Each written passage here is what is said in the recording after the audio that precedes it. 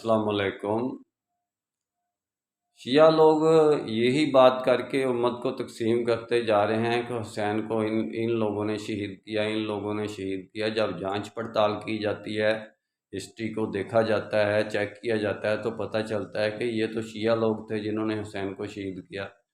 بھائی اگر آپ یہ مان لیں کہ شیعہ لوگوں نے ہی شہید کیا ہے اور وہی شور ڈال رہے ہیں شہید کروانے کا کرنے کا، چلو جی مان لیا وہ شیعہ نہیں ہے، شیعہ کہتے ہیں شیعہ نہیں ہے، میں نے سنا ہے وہ کہتے ہیں اہل سنت ہے۔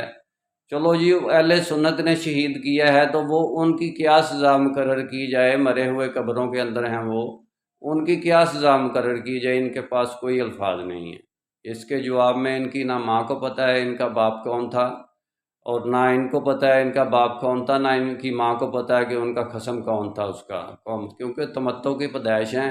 اس کے بعد ان کے پاس جواب ختم ہو جاتا ہے، اور اس کے بعد پھر یہ سوال ہی رہ جاتا ہے، باقی جو سوال کرتے رہتے ہیں سوالیہ نشان، یہ جواب ان کے پاس کوئی نہیں ہے۔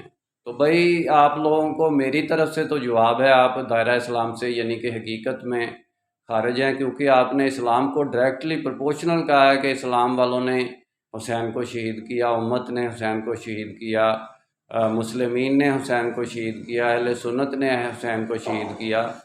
تو باقی کیا یعنی کہ اہل تشیع باقی رہ گئے؟ تو کیا یہ سارے اہل سنت جو ہیں یا امت جو ہے یہ تشیع بن جائے؟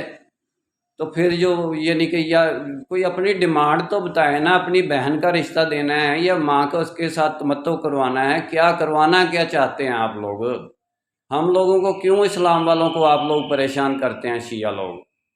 میرا کام اسلامک ورلڈ کی امن اور یونائٹی کا ہے، انشاءاللہ ڈیٹیل میں بات پھر ہوگی۔ نسبت وحدت خدمت خیر کے ساتھ، اللہ حافظ۔